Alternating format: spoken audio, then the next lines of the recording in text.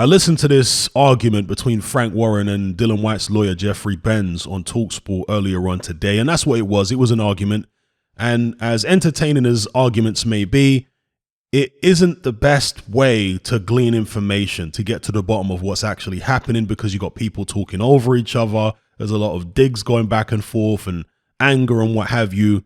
So I would have preferred to listen to Jeffrey Benz speak separately to Frank Warren and then Frank Warren to speak separately. And perhaps they did.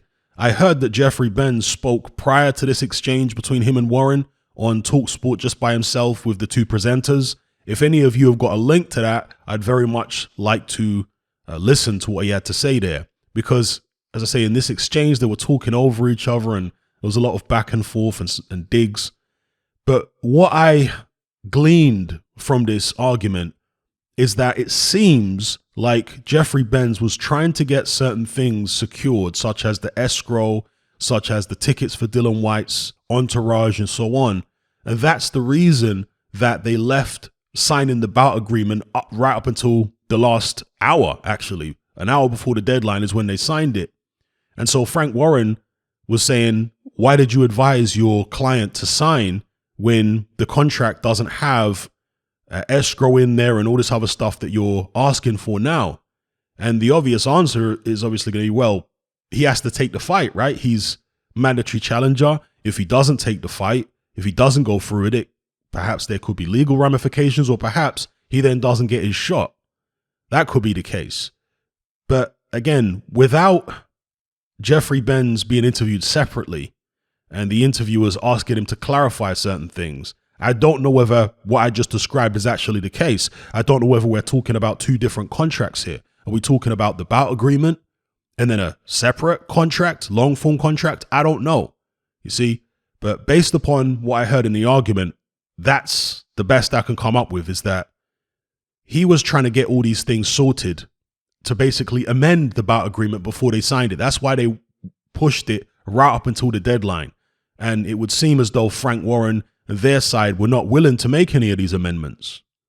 So make it out what you will. Now, all I can say is that Frank Warren is a very stubborn businessman. Let's just put it that way. He is a spiteful person. I don't know if he's like that in his private life, but certainly in business, he's very spiteful. And dealing with someone like Dillian Whyte, who is also stubborn, the situation was only going to go one way.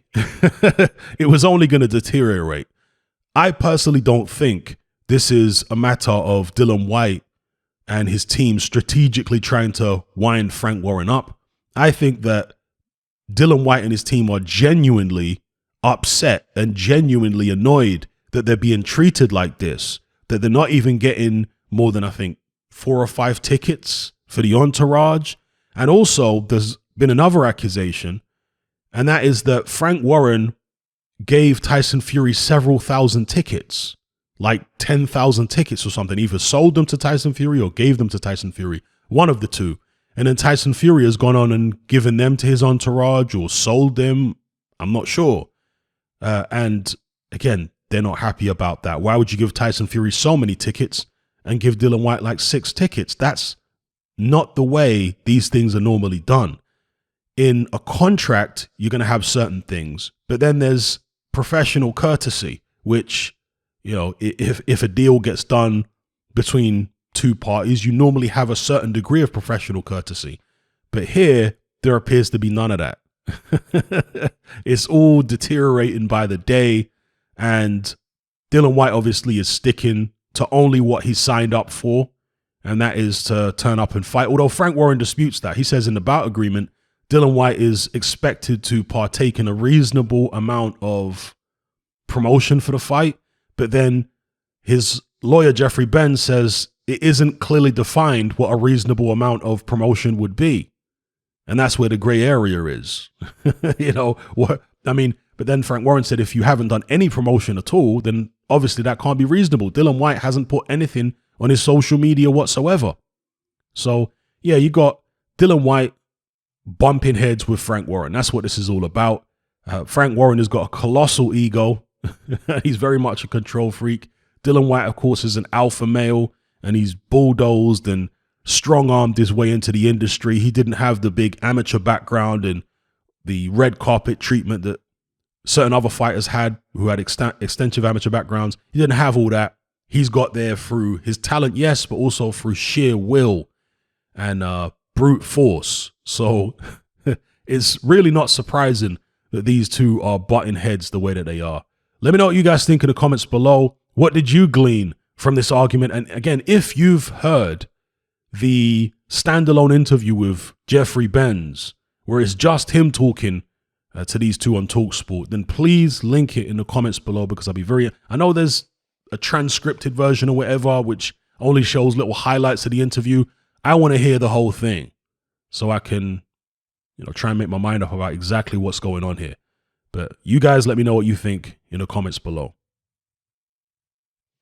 If you're tired of the biased narratives and mass censorship on mainstream platforms, and you want to be part of a community of critical thinkers who love free speech just as much as you do, then come and join me on Patreon and access my weekly no-holds-barred, censorship-free podcast where we lift the lid on a wide variety of controversial topics. It's not mainstream friendly, it's not politically correct, but that's the whole point.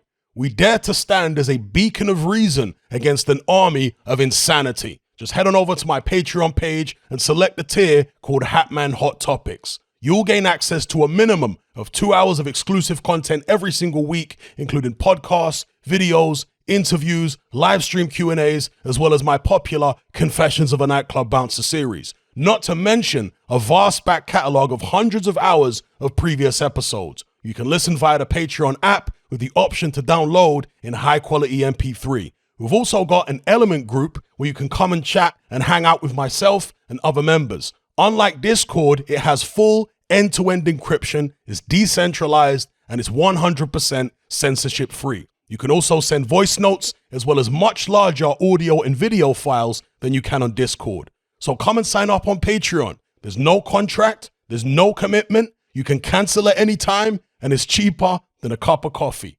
So I'll see you over there. I'm out.